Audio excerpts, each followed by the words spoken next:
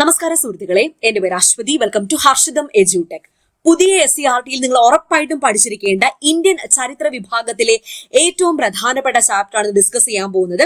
10ാം class പുതിയ SCERT chapter 6 സ്വാതന്ത്ര്യത്തിനായുള്ള ബഹുജന മുന്നേറ്റം. ഈ ഒരൊറ്റ ചാപ്റ്ററിൽ നിന്ന് ചോദ്യങ്ങളുടെ ഒരു കലവറ തന്നെയാണ് നിങ്ങൾക്ക് കിട്ടുന്നത്.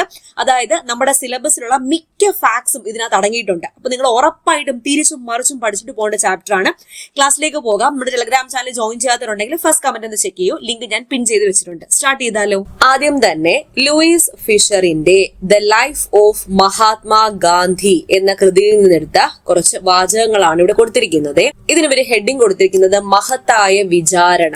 ഗാന്ധിജിയെ വിചാരണ ചെയ്തതാണ് ഇവിടെ കൊടുത്തിരിക്കുന്നത്.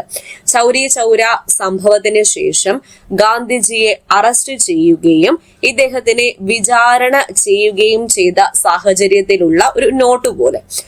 പ്രതിക്ക് ബോധിപ്പിക്കാനുള്ള കാര്യങ്ങൾ കേട്ട ശേഷം ജഡ്ജി ബ്രൂംസ്ഫീൽഡ് പ്രതിയെ വണങ്ങി തുടർന്ന് വിധി പ്രസ്താവിച്ചു.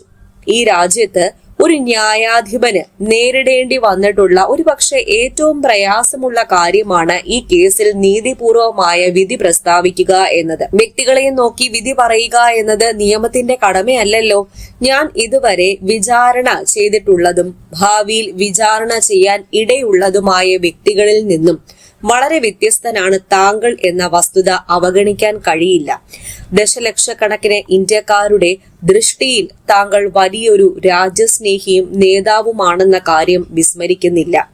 രാഷ്ട്രീയ നിലപാടുകളിൽ താങ്കളോട് വിയോജിക്കുന്നവർ പോലും താങ്കളെ വീക്ഷിക്കുന്നത് ഉന്നതമായ ആദർശങ്ങളെ പാലിച്ചുകൊണ്ട് കുലീനവും പരിപാവനവുമായ ജീവിതം നയിക്കുന്നയാളായിട്ടാണ്.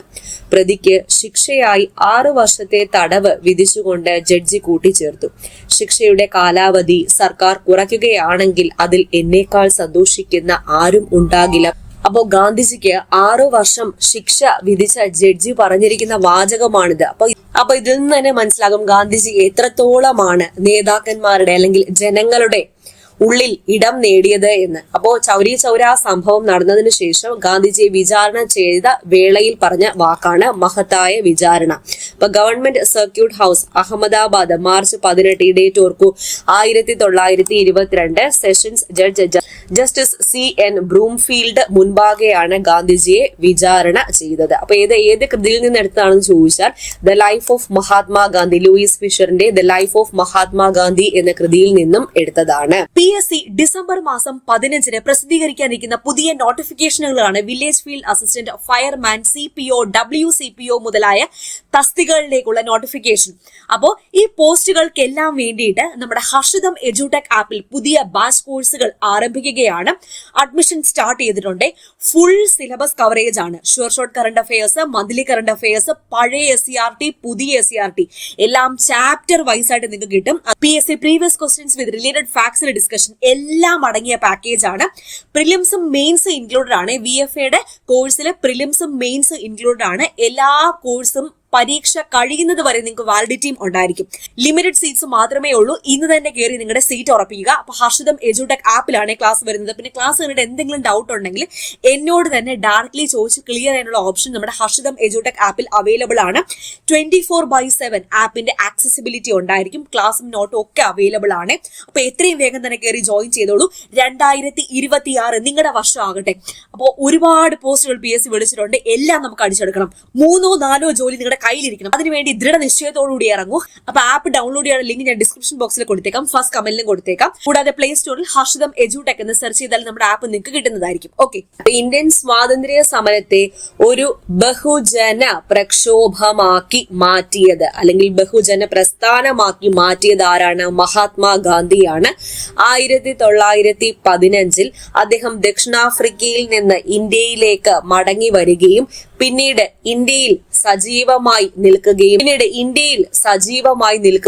1919 മുതൽ ഗാന്ധിജിയുടെ നേതൃത്വത്തിൽ മുന്നേറിയ ഇന്ത്യൻ സ്വാതന്ത്ര്യ സമര പ്രസ്ഥാനവുമൊക്കെ നമ്മൾ കണ്ടിട്ടുള്ളതാണ്. അപ്പോൾ ഡീറ്റെയിൽ ആയിട്ട് ഇന്ത്യക്ക് സ്വാതന്ത്ര്യം കിട്ടുന്നത് വരെയുള്ള കാര്യങ്ങളാണ് ഇനി ഡീറ്റെയിൽ ആയിട്ട് നോക്കാൻ പോകുന്നത്. അപ്പോൾ ദക്ഷിണാഫ്രിക്കയിൽ നിന്ന് തന്നെ തുടങ്ങാം. ദക്ഷിണാഫ്രിക്ക എന്ന രാഷ്ട്രീയ കളരി. ഗാന്ധിജി രാഷ്ട്രീയം പഠിച്ചത് അല്ലെങ്കിൽ ഗാന്ധിജി എന്ന രാഷ്ട്രീയ നേതാവിനെ രൂപപ്പെടുത്തിയത് ദക്ഷിണാഫ്രിക്കയാണെന്ന് പറയാം. ഗാന്ധിജി 20 വർഷക്കാലം ദക്ഷിണാഫ്രിക്കയിൽ ഉണ്ടായിരുന്നു. ദാദാ അബ്ദുള്ള ജാവേരി എന്ന ഗുജറാത്തി കുടിയേറ്റ കച്ചവടക്കാരന്റെ നിയമസഹായിയായിട്ടാണ് ഗാന്ധിജി എവിടെ എത്തിയത്? ദക്ഷിണാഫ്രിക്കയിൽ എത്തിയത്. ദാദാ അബ്ദുള്ള ആൻഡ് കമ്പനി അല്ലെങ്കിൽ ദാദാ അബ്ദുള്ള ജാവേരി എന്ന ഗുജറാത്തി കുടിയേറ്റ കച്ചവടക്കാരന്റെ നിയമസഹായിയായിട്ടാണ് ആരെത്തിയത്? ഗാന്ധിജി എത്തിയത്. അക്കാലത്ത് ദക്ഷിണാഫ്രിക്കയിലെ ജനങ്ങൾ, പ്രത്യേകിച്ചും കറുത്ത വർഗ്ഗക്കാർ വെള്ളക്കാരിൽ നിന്നും കൊടിയ വംശീയ വിവേചനങ്ങൾ നേരിട്ടിരുന്ന കാലമായിരുന്നു. ഗാന്ധിജി തന്റെ സമരരീതി, സത്യാഗ്രഹം എന്ന സമരരീതി അല്ലെങ്കിൽ അഹിംസയിൽ ഊന്നിയ തന്റെ സത്യാഗ്രഹ സമരരീതി ആദ്യമായിട്ട് മുന്നോട്ട് വെച്ചത് ദക്ഷിണാഫ്രിക്കയിലാണ്. അപ്പോ ദക്ഷിണാഫ്രിക്ക ഗാന്ധിജിയെ സംബന്ധിച്ചിടത്തോളം ഒരു യഥാർത്ഥ സമരത്തിനായിട്ടുള്ള ഒരു പരീക്ഷണ കളരി തന്നെയായിരുന്നു. ഇദ്ദേഹം തിരിച്ച് ഇന്ത്യയിലെത്തിയ വർഷം ഏതാ? 1915. അപ്പൊ ആ സമയത്ത് ഇന്ത്യയിലെ ഇന്റർനാഷണൽ കോൺഗ്രസിന്റെ രൂപീകരണം ഒക്കെ നടന്നിട്ടുണ്ടായിരുന്നു. അപ്പൊ ഗാന്ധിജി സ്വാതന്ത്ര്യ സമരത്തിന്റെ നേതാവായതോടുകൂടി സാധാരണ ജനങ്ങൾ എന്ന് പറയുമ്പം കർഷകരാവട്ടെ, തൊഴിലാളികളാവട്ടെ, സ്ത്രീകളാവട്ടെ, വിദ്യാർത്ഥികളാവട്ടെ, ഇവരൊക്കെ സമരങ്ങളിൽ സജീവമാകാൻ തുടങ്ങി. അപ്പൊ ഗാന്ധിജിയുടെ ആദ്യകാല സമരമാണ് ചമ്പാരൻ സത്യാഗ്രഹം. നടന്ന വർഷം ഏതാ? 1917. ചമ്പാരൻ ഏത് സംസ്ഥാനത്ത് സ്ഥിതി ചെയ്യുന്നു? ബീഹാർ. 1917 ബീഹാറിലെ ചമ്പാരൻ ജില്ലയിലെ നീലം കർഷകരുടെ പ്രശ്നങ്ങളിൽ അദ്ദേഹം ഇടപെടുകയും നീലം കർഷകരെ യൂറോപ്യന്മാരായ തോട്ടം ഉടമകൾ ചൂഷണം ചെയ്തത് മനസ്സിലാക്കുകയും ചെയ്തു. അപ്പോ ഗാന്ധിജിയെ ഈ ചമ്പാരനിലുള്ള പ്രശ്നങ്ങളൊക്കെ പറഞ്ഞുകൊടുത്ത് ഇവിടേക്ക് എത്തിച്ചത് ആരാണ്? ചമ്പാരൻ സ്വദേശിയായ രാജ്കുമാർ ശുക്ലയാണ്. രാജ്കുമാർ ശുക്ല. അങ്ങനെ ഗാന്ധിജി അവിടെ എത്തി നീലം കർഷകരുടെ പ്രശ്നങ്ങൾ പഠിക്കുകയും ഗാന്ധിജിയും കൂടി ഉൾപ്പെട്ട ഒരു കമ്മീഷനെ ബ്രിട്ടീഷ് ഭരണകൂടം നിയമിക്കുകയും ചെയ്തു. അതിന്റെ ഫലമായിട്ട് ഈ ബീഹാറിലെ അല്ലെങ്കിൽ ചമ്പാരനിലെ നീലം കർഷകരുടെ പ്രശ്നങ്ങൾ കുറേയേറെ പരിഹരിക്കപ്പെട്ടു. അപ്പൊ 1917 ഗാന്ധിജി ചമ്പാരനിലാണ് സത്യാഗ്രഹം നടത്തിയത്. നീലം കർഷകരുടെ പ്രശ്നങ്ങളിൽ ഇടപെട്ട് നടന്ന സമരമായിരുന്നു ചമ്പാരൻ സമരം. അപ്പൊ ഈ തുണിമിൽ സമരത്തിന്റെ ആളുകൾ അല്ലെങ്കിൽ തൊഴിലാളികളുടെ അല്ലെങ്കിൽ സമരക്കാരുടെ ആവശ്യം എന്തായിരുന്നു? വേതന വർധനവായിരുന്നു. ഗാന്ധിജി ഉപവാസം ആരംഭിക്കുകയും തുടർന്ന് തൊഴിലാളികൾക്ക് വേതനം കൂട്ടി നൽകുകയും ചെയ്തു. അതേ വർഷം തന്നെ ഗുജറാത്തിലെ ഖേദയിൽ കർഷകർക്ക് വേണ്ടി ഗാന്ധിജി ഒരു സമരം നടത്തി. അതായത് നികുതി ഇളവ് ആവശ്യപ്പെട്ട്. പ്രകൃതിക്ഷോഭം മൂലം കൃഷിയൊക്കെ നശിച്ച കർഷകർക്ക് നികുതി അടയ്ക്കാൻ വഴിയില്ലായിരുന്നു. അപ്പൊ നികുതി ഇളവ് ആവശ്യപ്പെട്ട് കർഷകർ സമരം തുടങ്ങി. അങ്ങനെ ഗാന്ധിജി ഗ്രാമങ്ങൾ തോറും സഞ്ചരിച്ച് കർഷകർക്ക് ആവേശം പകരുകയും കർഷകർക്ക് നേരിട്ട് നികുതി ഇളവ് നൽകാൻ സർക്കാർ തയ്യാറാവുകയും ചെയ്തു. അപ്പൊ ഈ 3 സമരവും വിജയമായതുകൊണ്ട് തന്നെ ഗാന്ധിജി എന്ന ഒരു പുതിയ ദേശീയ നേതാവിന്റെ ഉദയം കൂടിയായിരുന്നു ഇന്ത്യ കണ്ടത്. അപ്പൊ 3 സമരങ്ങൾ ഏതൊക്കെയാ? ചമ്പാരൻ സത്യാഗ്രഹം, അഹമ്മദാബാദിലെ തുണിമിൽ സമരം, ഖേദ സത്യാഗ്രഹം. ചമ്പാരൻ സത്യാഗ്രഹം നടന്ന വർഷം 1917. എന്തിനു വേണ്ടിയായിരുന്നു? നീലം കർഷകരുടെ പ്രശ്നങ്ങളിൽ ഇടപെട്ട് നടത്തിയ സമരമാണ്. 1918 അഹമ്മദാബാദിലെ തുണിമിൽ സമരമാണ്. ഗുജറാത്തിലെ അഹമ്മദാബാദിലെ തുണിമിൽ സമരം, തുണിമിൽ തൊഴിലാളികളുടെ വേതന വർധനവിന് വേണ്ടി. 1918 തന്നെയാണ് ഖേദ സത്യാഗ്രഹം നടന്നത്. എവിടെയാണ്? ഗുജറാത്തിലാണ്. നികുതി ഇളവ് ആവശ്യപ്പെട്ട് നടത്തിയ കർഷക സമരമാണ് ഖേദ സമരം. ഇനി 1ാം ലോക മഹായുദ്ധവും ഇന്ത്യയും. 1ാം ലോക മഹായുദ്ധത്തിൽ ഇന്ത്യയിൽ നല്ല രീതിയിലുള്ള സാമ്പത്തിക പ്രത്യാഘാതങ്ങൾ ഉണ്ടായി. എന്തൊക്കെയായിരുന്നു ഇന്ത്യ നേരിട്ട സാമ്പത്തിക പ്രത്യാഘാതങ്ങൾ? 1. യുദ്ധത്തിന്റെ പേരിൽ ജനങ്ങളുടെ മേൽ അധിക നികുതി ചുമത്തി. 2. സൈനികരുടെ ആവശ്യത്തിനായി വൻതോതിൽ ധാന്യങ്ങൾ കയറ്റുമതി ചെയ്ത് ഭക്ഷ്യക്ഷാമത്തിന് ഇടയാക്കി. 3. അക്കാലത്തെ വിളനാശവും പകർച്ചവ്യാധികളും സ്ഥിതി കൂടുതൽ ദുരിതപൂർണമാക്കി. നിരവധി പേർ ക്ഷാമം മൂലം മരണപ്പെട്ടു. അപ്പൊ ആ ഒരു സമയത്ത് 1ാം ലോക മഹായുദ്ധം ആരംഭിച്ചത് 1914 1915 ഗാന്ധിജി ഇന്ത്യയിലേക്ക് തിരിച്ചെത്തിയത്. അപ്പൊ ആ ഒരു സമയത്താണ് ഗാന്ധിജി ഇന്ത്യൻ സ്വാതന്ത്ര്യ സമരത്തിന്റെ നേതൃനിരയിലേക്ക് എത്തിയത്. അപ്പൊ 1ാം ലോക മഹായുദ്ധാനന്തരം ശക്തി പ്രാപിച്ച ഇന്ത്യൻ സ്വാതന്ത്ര്യ സമരത്തെ അടിച്ചമർത്താൻ ബ്രിട്ടീഷ് ഭരണകൂടം തീരുമാനിച്ചു. അപ്പൊ അതിനുവേണ്ടി ബ്രിട്ടീഷ് ഗവൺമെന്റ് ഒരു നിയമം കൊണ്ടുവന്നു. അതാണ് റൗലറ്റ് നിയമം. റൗലറ്റ് നിയമം, കരി നിയമം എന്നറിയപ്പെട്ട റൗലറ്റ് നിയമം നടപ്പിലാക്കിയ വർഷം 1919 ഈ നിയമത്തിന്റെ പ്രത്യേകത എന്താ? വളരെ ഇമ്പോർട്ടന്റ്. വാറണ്ട് ഇല്ലാതെ ആരെയും അറസ്റ്റ് ചെയ്യാം. 2 വിചാരണ കൂടാതെ ആരെയും ജയിലിലിടാം. വാറണ്ട് ഇല്ലാതെ ആരെയും അറസ്റ്റ് ചെയ്യാം, വിചാരണ കൂടാതെ ആരെയും ജയിലിലിടാം. ഇതാണ് ബ്രിട്ടീഷ് ഭരണകൂടം 1919 ഇന്ത്യയിൽ നടപ്പിലാക്കിയ റൗലറ്റ് നിയമത്തിലെ പ്രധാന പ്രത്യേകത അല്ലെങ്കിൽ പ്രധാന വകുപ്പുകൾ. ഈ നിയമത്തിനെതിരെ ഗാന്ധിജി ഹർത്താലിന് ആഹ്വാനം ചെയ്തത് എന്ന് 1919 ഏപ്രിൽ മാസം 6-നാണ് ഗാന്ധിജി ഹർത്താലിന് ആഹ്വാനം ചെയ്തത്. പൗരാവകാശങ്ങളെ തടയുന്ന നിയമമാണ്. അപ്പൊ ഇതിന്റെ പ്രചരണത്തിന് വേണ്ടിയിട്ട് ഗാന്ധിജി ഒരു സഭ രൂപീകരിച്ചു. അതാണ് സത്യാഗ്രഹ സഭ.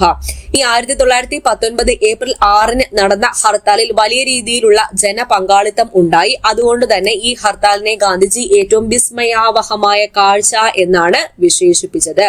അപ്പൊ എവിടെയൊക്കെ ആയിരുന്നു റൗലറ്റ് നിയമത്തിനെതിരായിട്ടുള്ള സമരം നല്ല രീതിയിൽ ശക്തമായത് എന്ന് ചോദിച്ചാൽ പഞ്ചാബ്, ലാഹോർ എന്നീ മേഖലകളിലായിരുന്നു. പഞ്ചാബിലെ പ്രധാന നേതാക്കളായിരുന്നു ഡോക്ടർ സത്യപാലും സെയ്ഫുദ്ദീൻ കിച്ലുവും. ഡോക്ടർ സെയ്ഫുദ്ദീൻ കിച്ലുവുമാണ് ഈ ജനകീയ സമരത്തിന് നേതൃത്വം നൽകിയത്. അതുകൊണ്ട് തന്നെ ബ്രിട്ടീഷ് സർക്കാർ ഇവരെ അറസ്റ്റ് ചെയ്ത് ജയിലിൽ അടച്ചു. കൂടാതെ അമൃത്സറിൽ പട്ടാള നിയമം പ്രഖ്യാപിച്ചു. അപ്പൊ ഇവരെ അറസ്റ്റ് ചെയ്തതിൽ പ്രതിഷേധിക്കാൻ വേണ്ടി 1919 ഏപ്രിൽ 13-ന് അമൃത്സറിലെ ജാലിയൻ വാലാബാഗ് സമര അനുകൂലികൾ തടിച്ചുകൂടുകയും ഇവർക്ക് നേരെ സൈനിക ഉദ്യോഗസ്ഥനായ ജനറൽ റെജിനാൾഡ് ഡയറിന്റെ ഉത്തരവ് പ്രകാരം ബ്രിട്ടീഷ് പട്ടാളം വെടിവെക്കുകയും ചെയ്തു. ഏത് മൈതാനത്ത് വെച്ചാണ്? ജാലിയൻ വാലാബാഗ് മൈതാനത്ത് വെച്ചാണ്. ഈ മൈതാനത്തിന് ഒരു പ്രത്യേകതയുണ്ട്. ഒറ്റൊരു പ്രവേശന കവാടം മാത്രമേ ഉള്ളൂ. ഇതിന്റെ അകത്ത് തടിച്ചുകൂടിയ ആൾക്കാരെ മൊത്തം വെടിവെച്ചു. അപ്പോ ഒരു കണക്കെടുപ്പ് പ്രകാരം 10 മിനിറ്റ് കൊണ്ട് തീർന്ന വെടിവെപ്പാണ്. സർക്കാരിന്റെ രേഖ പ്രകാരം 379 പേർ കൊല്ലപ്പെട്ടു എന്നാണ് സർക്കാരിന്റെ രേഖ കൊടുത്തിരിക്കുന്നത്. അതൊന്നും അല്ല, 1000-ലധികം പേർക്ക് പരിക്കേൽക്കുകയും ഇതിലും കൂടുതൽ ആൾക്കാർ 379 ഒന്നും അല്ല, അതിലും കൂടുതൽ ആൾക്കാർ കൊല്ലപ്പെടുകയും ചെയ്തു. കണ്ടോ, വെടിവെപ്പിനെ തുടർന്നുണ്ടായ ഹോൾസ് ആണ് ഇവിടെ കാണിച്ചിരിക്കുന്നത്. ഇങ്ങനെ മാർക്ക് ചെയ്ത് കാണിച്ചിരിക്കുന്നത് ജാലിയൻ വാലാബാഗിലെ വെടിവെപ്പിന്റെ ഫലമായി ചുമരുകളിൽ ഉണ്ടായ ദ്വാരങ്ങളാണ്. അപ്പൊ ഈ ജാലിയൻ വാലാബാഗ് കൂട്ടക്കൊലയെ കുറിച്ച് അല്ലെങ്കിൽ ജാലിയൻ വാലാബാഗ് ഉൾപ്പെടെയുള്ള സംഭവങ്ങളെ കുറിച്ച് അന്വേഷിക്കാൻ വേണ്ടിയിട്ട് ബ്രിട്ടീഷ് ഗവൺമെന്റ് ഒരു കമ്മീഷനെ നിയമിച്ചു. അതാണ് ഹണ്ടർ കമ്മീഷൻ. ഈ ഹണ്ടർ കമ്മീഷന് മുൻപാകെ വെടിവെപ്പിന് ഉത്തരവ് നൽകിയ ജനറൽ റെജിനാൾഡ് ഡയർ ഹാജരാകുകയും റെജിനാൾഡ് ഡയറിനോട് ഹണ്ടർ കമ്മീഷൻ കുറച്ച് ചോദ്യങ്ങൾ ചോദിക്കുകയും ചെയ്തു. ഒന്നാമത് ചോദിച്ച ചോദ്യം, ജനം കൂടുതലായി നിൽക്കുന്ന സ്ഥലം നോക്കി നിങ്ങൾ വെടിവെപ്പിന്റെ ദിശ മാറ്റിക്കൊണ്ടിരുന്നു, ശരിയാണോ? അയാൾ പറയുകയാണ് അത് ശരിയാണ്. പിന്നെ ചോദിക്കുന്നു, പ്രവേശന കവാടം വലുതും കവചിത വാഹനങ്ങൾക്ക് പ്രവേശിക്കാൻ കഴിയുന്നതും ആയിരുന്നെങ്കിൽ നിങ്ങൾ അവ ഉപയോഗിക്കുമായിരുന്നോ? ഒരു പക്ഷേ ആകാം എന്ന് പറയുന്നു. ഇയാളുടെ ഉദ്ദേശം എന്താണ്? ഇയാൾ തന്നെ പറയുന്നുണ്ട്, എല്ലാവരെയും വധിക്കാനാണ് തീരുമാനിച്ചിരുന്നത്. ഇതും ലൈഫ് ഓഫ് മഹാത്മാഗാന്ധി എന്ന ലൂയിസ് ഫിഷറിന്റെ പുസ്തകത്തിൽ നിന്ന് എടുത്തതാണ്. അപ്പൊ ഹണ്ടർ കമ്മീഷൻ ജാലിയൻ വാലാബാഗ് കൂട്ടക്കൊലയെ കുറിച്ച് അന്വേഷിക്കാൻ വേണ്ടി ബ്രിട്ടീഷ് ഗവൺമെന്റ് നിയമിച്ച കമ്മീഷന്റെ പേരെന്താണ്? Hunter commission. അപ്പോ റൗലറ്റ് നിയമത്തിനെതിരായ സമരം ഗാന്ധിജിയെ സംബന്ധിച്ചിടത്തോളം അല്ലെങ്കിൽ ഇന്ത്യൻ സ്വാതന്ത്ര്യ സമരത്തിനെ സംബന്ധിച്ചിടത്തോളം ഒരു വഴിത്തിരിവ് തന്നെയായിരുന്നു. പക്ഷേ അത് കുറച്ച് മേഖലയിൽ മാത്രം തങ്ങി നിന്നതല്ലേ. പ്രത്യേകിച്ചും അത് തങ്ങി നിന്നത് നഗരമേഖലയിലായിരുന്നു. അപ്പൊ ഗ്രാമമേഖലയിലേക്കും കൂടി സമരം വ്യാപിപ്പിക്കാൻ വേണ്ടിയിട്ട് ഗാന്ധിജി ഖിലാഫത്ത് പ്രശ്നം അങ്ങേറ്റെടുത്തു. എന്താണ് ഈ ഖിലാഫത്ത് പ്രശ്നം? വേറൊരു ലക്ഷ്യം കൂടെ ഉണ്ടായിരുന്നു, ഹിന്ദു മുസ്ലിം ഐക്യം ശക്തിപ്പെടുത്തുക. അതും കൂടി ലക്ഷ്യം ഉണ്ടായിരുന്നേ. അതിനുവേണ്ടി ഖിലാഫത്ത് പ്രശ്നം അങ്ങേറ്റെടുത്തു. എന്താണ് ഖിലാഫത്ത്? ഇവിടെ കൊടുത്തിട്ടുണ്ട്. 1-ാം ലോക മഹായുദ്ധത്തിലെ വിജയികൾ പരാജയപ്പെട്ട തുർക്കിയുമായി സെവ്രസ് ഉടമ്പടി ഒപ്പുവെച്ചു. ഇത് പ്രകാരം തുർക്കി ഭരണാധികാരിയായ ഖലീഫയുടെ പല അധികാരങ്ങളും ഇല്ലാതെയായി. ഇദ്ദേഹം തുർക്കിയുടെ ഭരണാധികാരി മാത്രമല്ല, ഇസ്ലാമിക ലോകത്തിന്റെ ആത്മീയ നേതാവ് കൂടിയായിരുന്നു. അപ്പൊ ഈ ഖലീഫ മുസ്ലിങ്ങളുടെ നേതാവല്ലേ. അപ്പൊ ഈ ഖലീഫയുടെ അധികാരങ്ങൾ പുനഃസ്ഥാപിക്കാൻ വേണ്ടിയിട്ടാണ് ഖിലാഫത്ത് പ്രസ്ഥാനം ആരംഭിച്ചത്. ഈ പ്രസ്ഥാനം അല്ലെങ്കിൽ ഒരു ഖിലാഫത്ത് പ്രശ്നം ഗാന്ധിജി ഏറ്റെടുക്കുകയും ഇതിലെ ഇന്ത്യയിലെ ഖിലാഫത്ത് പ്രസ്ഥാനത്തിന് നേതൃത്വം നൽകിയത് അലി ബ്രദേഴ്സ് ആണ്. അലി ബ്രദേഴ്സ് എന്ന് പറയുമ്പോൾ മൗലാന മുഹമ്മദ് അലിയും മൗലാന ഷൗക്കത്ത് അലിയും ഇവര് ഗാന്ധിജിയുടെ സന്തത സഹചാരികളായിരുന്നു എന്ന് വേണമെങ്കിൽ പറയാം. അപ്പൊ ഹിന്ദു മുസ്ലിം ഐക്യം ശക്തിപ്പെടുത്താനും ഗ്രാമപ്രദേശങ്ങളിൽ കൂടി ഗാന്ധിജിക്ക് ഈ സമരം വ്യാപിപ്പിക്കേണ്ടത് ആവശ്യകത മുന്നിൽ കണ്ടുകൊണ്ടുകൂടി ഗാന്ധിജിയും ഇതിന് മുന്നിട്ട് ഇറങ്ങി. ഇനി അടുത്തത് നിസ്സഹകരണ പ്രസ്ഥാനത്തെ കുറിച്ചാണ്. ഖിലാഫത്ത് കമ്മിറ്റിയുടെയും ഇന്ത്യൻ നാഷണൽ കോൺഗ്രസിന്റെയും നേതൃത്വത്തിൽ അക്രമരഹിതമായ ഒരു നിസ്സഹകരണ സമരം ആരംഭിച്ചു. നിസ്സഹകരണ സമരം അഥവാ നോൺ കോപ്പറേഷൻ മൂവ്മെന്റ്, സഹകരിക്കാതിരിക്കുക, ഏതിന്റെയൊക്കെ നേതൃത്വത്തിലാണ്? INC-യുടെ നേതൃത്വത്തിലും ഖിലാഫത്ത് കമ്മിറ്റിയുടെ നേതൃത്വത്തിലുമാണ് ആരംഭിച്ചത്. എന്തൊക്കെയായിരുന്നു നിസ്സഹകരണ സമര രീതികൾ? സഹകരിക്കാതിരിക്കുക എന്നാദ്യം മനസ്സിലാക്കുക. 1. ബ്രിട്ടീഷ് ഭരണകൂടം നൽകിയ പദവികൾ തിരിച്ചു നൽകുക. 2. സർക്കാർ ഉദ്യോഗങ്ങൾ രാജിവെക്കുക. 3. അഭിഭാഷകർ കോടതികൾ ബഹിഷ്കരിക്കുക. 4. വിദ്യാർത്ഥികൾ ബ്രിട്ടീഷ് വിദ്യാലയങ്ങൾ ബഹിഷ്കരിക്കുക. 5. വിദേശ വസ്തുക്കൾ ബഹിഷ്കരിക്കുക. 6. നിയമനിർമ്മാണ സഭകൾ ബഹിഷ്കരിക്കുക. ഇവയൊക്കെയായിരുന്നു നിസ്സഹകരണ സമരത്തിന്റെ രീതികൾ. ഇനി നിസ്സഹകരണ സമരത്തിൽ സ്ത്രീകൾ വഹിച്ച പങ്ക് എന്താണെന്ന് ചോദിച്ചാൽ വിദേശ വസ്തുക്കൾ ബഹിഷ്കരിക്കുക, കൂടാതെ വിദേശ തുണിത്തരങ്ങൾ ശേഖരിച്ച് കത്തിക്കൽ തുടങ്ങിയ സമര രീതികൾക്ക് സ്ത്രീകളും പങ്കാളികളായി. ഖാദി പ്രചാരണം, സ്വദേശി വസ്തു ഉപയോഗിക്കുക, സാമുദായിക സൗഹൃദം ശക്തിപ്പെടുത്തുക, ദേശീയ വിദ്യാലയങ്ങൾ സ്ഥാപിക്കുക, ഇവയൊക്കെ നിസ്സഹകരണ പരിപാടിയിൽ വന്നതാണ്. നിസ്സഹകരണ സമരത്തിൽ വിദ്യാർത്ഥികൾ വഹിച്ച പങ്ക് എന്താണെന്ന് ചോദിച്ചാൽ ആയിരക്കണക്കിന് വിദ്യാർത്ഥികൾ സർക്കാർ സ്കൂളുകളും കോളേജുകളും ഒക്കെ ബഹിഷ്കരിച്ചു.